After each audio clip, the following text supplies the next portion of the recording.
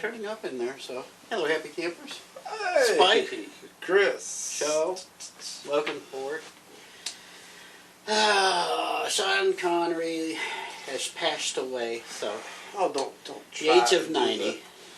So, Sean, you were the only good James Bond. So You were the best James Bond. You were the best James Bond before James Bond. You know what? That brings me to something. Seriously, what has happened to James Bond?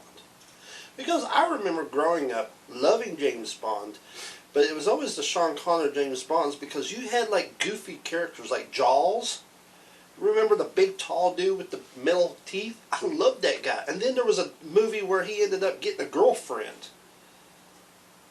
Like those movies were actually fun, and now it's all about these hardcore action sequences, which I admit are really awesome, but to me they kind of blend in with Mission Impossible movies, the Jason Bourne movies. It's kind of like boring action scene. Holy cow, look at that. That is awesome. Boring action sequence. Oh, wow, that's awesome. You know, it's pretty much, that's the way it's always been after Sean Connery. it got a little more ridiculous with each movie. That's why everybody liked the Daniel Craig movies, because essentially it took the franchise seriously again for the first time in decades, really, since... I kind of like the goofiness, though. I mean, the goofiness has its appeal, but you can do your own goofiness on your own franchise. That's True. But yeah, I mean, Sean Connery was the best. I cannot really... It's hard to pick which one of his movies is actually my favorite, because I mean... Let's see, The Rock, Highlander, Dragonheart, which was an awesome movie. He did the voice for the dragon. Mm-hmm. Awesome. And of course, Indy's dad in The Last Crusade. Indiana Jones in The Last Crusade. By far the best Indiana Jones movie ever. Amazing. It's really second amazing. best. Nothing tops the original. Well, But then again, it's hard to do that. But anyway. True enough. And Zardoz, don't forget Zardoz. Oh, is that the one with the creature? Like That's he's one like where he's like wearing a. that's Looks the one like where he's wearing a caveman outfit, but he's like slaughtering these monsters. Yeah, that's the one where he's dressed up like Barbarella. Yeah, that's the one Yeah, I tried to forget. That's what Too much Sean Connery leg. Just saying. He's a hairy man. He really was. I thought Robin Williams was hairy guy. He's a hairy guy. Sean Connery.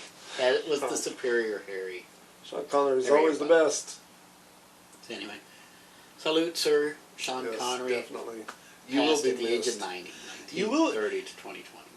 You will be missed, but by God, man, you know, the fact that you have done so much, and even though you went into retirement back in, I think, what, early 90s? Essentially, yeah. Or something like that? Well, I think the Extraordinary Gentleman was actually your last film, which was sad to say. But, yeah. Again, good idea, poorly executed. So that wasn't Yeah. Sean Connery's fault. No. But yeah, so. Yeah, kind of a bummer. It shows 2020 just getting a little worse with every passing week. But anyway, 2020 is almost over at least. And hey, we are recording this on actually November the 1st, 2020, which means in 2 days the presidential election is here. November 3rd, Tuesday, November 3rd, or for Democrats, Wednesday, November 4th. Remember, as Democrats say, vote early and vote often. But Either which way, whoever becomes president, we're still screwed, but hopefully it'd be a little bit better. Something. I know this much. Maybe. Starting Wednesday, all those little mask things are going to go away at least, right? Because COVID will no longer be a thing on the 4th. Are you kidding me? Did you know? And it's actually written down in here in my notes for some Yes. odd reason. Mm-hmm. This week was the most highest recording week. Like Kentucky is in the red zone.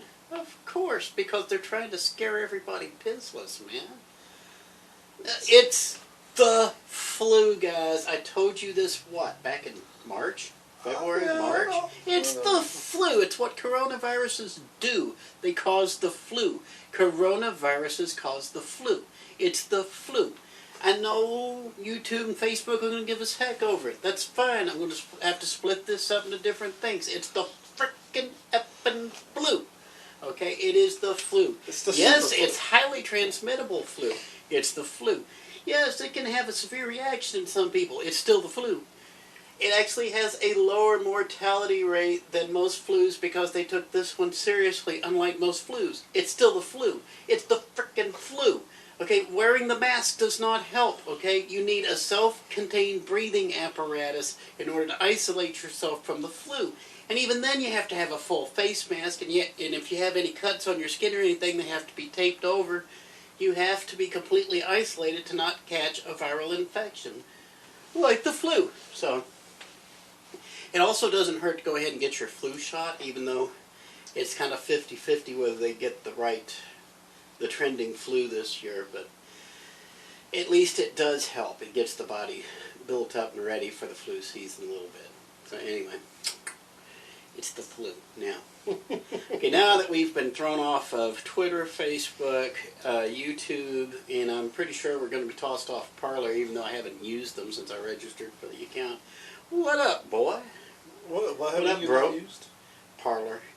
You ever heard of Parler? No. Parler. It's like Twitter, but for people that Twitter throws off. You mean there's a backup Twitter? There's a backup to Twitter. It's called Parler. And it's mainly being used by conservatives who are getting shut down because Twitter has been shutting down. They shut down the New York Post a few weeks ago. They shut down Trump a couple of times. You know what So gets me you about can always Twitter back up. Go ahead. is that everybody is getting in trouble for what they say on Twitter. Mm-hmm. And it's like, haven't you realized by now that maybe, Twitter is like not the best idea? Like, why don't you just stop using Twitter? Because it seems like there's somebody that sits there and back checks everything that somebody says and then says, oh, this person said this. We should cancel this person. Here's what drives me insane. 10 years ago, Twitter and Facebook and these other guys were all swearing up and down, well, we can't control what people post online. We can't do it. We don't have the people to do that. We need immunity from civil suits from people who use our forum to say things about them. And so, sure enough, Congress went ahead and gave them immunity, and right, as soon as they got the immunity, suddenly they started shutting down every Republican account they could find. Gosh, I guess they solved that problem. Time to take that immunity away from them. Get a hold of your congressman, whoever it's going to be in the new year, and make sure they take away the immunity from social media. So take it away from Facebook, take it away from Twitter, take it away from YouTube, take it away from Google, especially Google, which dropped 1/3 of their motto. Do you remember what Google's motto used to be? No. Back until about 12 years ago, as you can imagine what happened 12 years ago. Their motto was "Don't be evil." Really? Yep, that was their informal How motto. did I miss this? Because I don't. This was back when they first founded, back in like the 90s and stuff, when they first got started.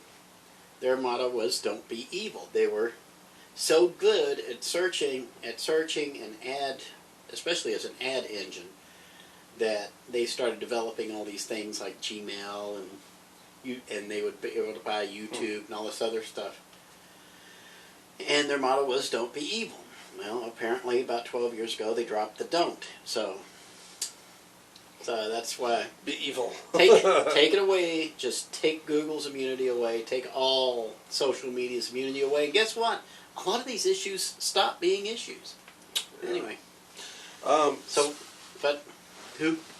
Well, so now that we've been thrown off, and by the way, there's a reason I don't even post to Twitter anymore.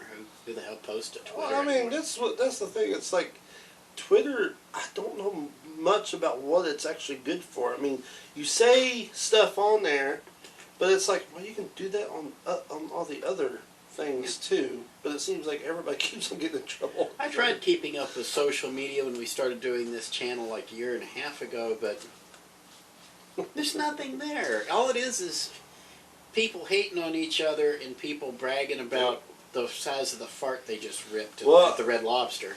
So, Jerry, Here- so what's the use of Here comes a story that I didn't know if I should cover last week, but I'm going Why to do not? it this week because it's something that it's kind of funny in ways. But Chris Pratt is actually in trouble.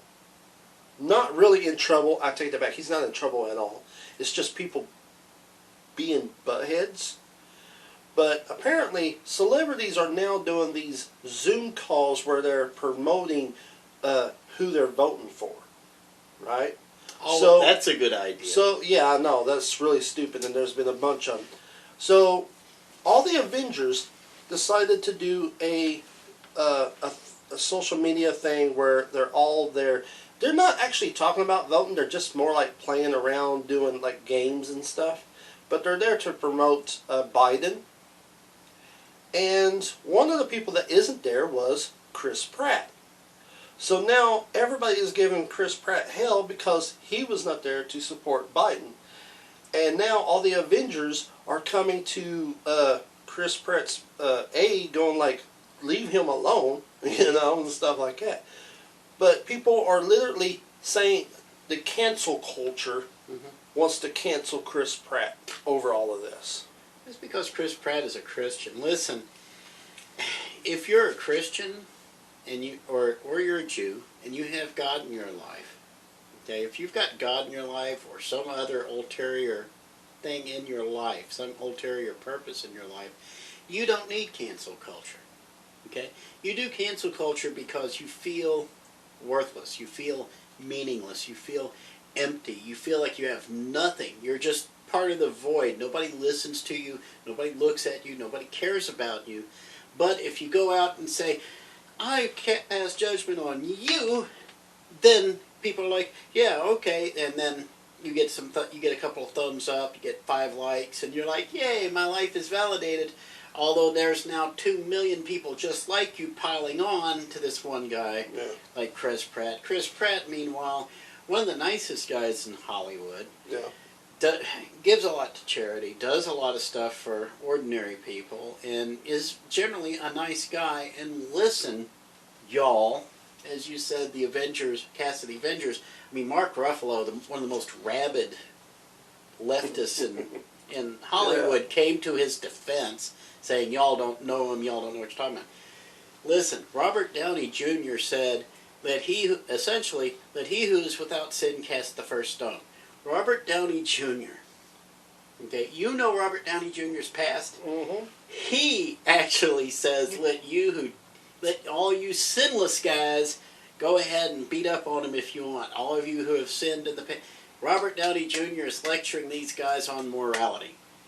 Damn, how far out do you have? How far out in the weeds do you have to be, Chris Pratt haters? But anyway, that was last week. I mean, but that's the thing. It's like, if you like somebody and you're like, oh, wow, I love their movies, I love everything that it is that they do, and then there's one thing that they believe in that you don't, and you're like, I hate this person because this person does not think the way I do. Here's an idea. Be a fan, but stop being up their ass. Simple as that. You're literally being sheep. You're following somebody who's literally like, why are you following me? Like, I mean, seriously, that's pretty much what it is. I was just imagining you coming on and saying, stop being up their ass, and then the little rainbow at the start, the more you know. More. I'm going to see if I can work that into this video somewhere. But Is that what it is? Yeah, The more you know. It's like that episode of Scrubs where Zach Braff is talking about Baron Munchausen by proxy, and he's saying there are people who get attention by beating up their kids. Hey, don't beat up your kids. The more you know. We should do that every time we talk about something that is like... Every time we do something political, the more you know. Well, I mean, who cares what other people think? I used to think that way a long time ago, but now I've really gotten into my mindset that the only people that opinions matter to me is the people I love. So close friends and family. He means you, little monkey. Get that monkey off there. But anyway, yeah. So He's got if a you're monkey on his back. so basically, it's like if you're a total stranger. At the end of the day, I don't care who you are. And there's a lot of people that feel that way. It's like, we don't care who you are. So why does your opinion actually matter? It's like, we don't care who you are. You are, now I've discussed before, either on this show or on the Chore of Duty, I've discussed before the difference between grown-ups and adults and the steps to maturity. You're now further along than most people on the steps to maturity, but you're not quite there, okay? You're almost there. You're almost fully Almost grown. there. Almost there. I'll be like 60. You're about old. there yet? You're how old? What, 38? Yeah. 37, 38? Okay. I'm 49, so... I feel exactly the same way, but with one caveat. I don't care who you are. I don't care about your opinions. I don't care about any of that stuff. But I still love you. All right? I still care. If I have to, I'll lay down my life for you. If that's what it takes. Not so you get your way, but so you can keep... Yeah. So, I've been where you are, right around the age of 40. It's like, God, what is wrong with you people? And it's just one of those things. You know it all when you're a teenager, which is mainly who we're hearing from right now are the teenagers. Those are the ones rioting and stuff. Yeah, the ones that are supposed to be the ones who know it all. The ones who know it all. They've always known it all until they have their first kid. And then they realize... And the boomers don't know nothing. Until they have their first kid, and then they realize, maybe my parents were right once in a while. Of course. That starts you on your path to maturity. Ask yourself this, okay? Ask yourself this. Do you think that other people who are older than you don't know what it is you're going through? They've all been there. We have all been there, and we did some stupid stuff. But then as we got older, we're like, yeah, we were, yeah. Rule number one. Rule number one. Nothing new under the sun. There you go. Now, what we're going to do right here, we're going to bring this to a stop. I'm going to end this video here because I can tell there's too much glare. We're overexposed here. It doesn't hurt Chris so much, but apparently I'm completely washed out looking at the screen. So I'm going to pause this for a minute. We will come back with a different video a little bit later in the week, or for us it'll be in a few minutes after I move this a little bit and see if I can get to stop overexposing everything. So y'all stay tuned. We'll be back somewhere down the road. Till then, night all. Peace.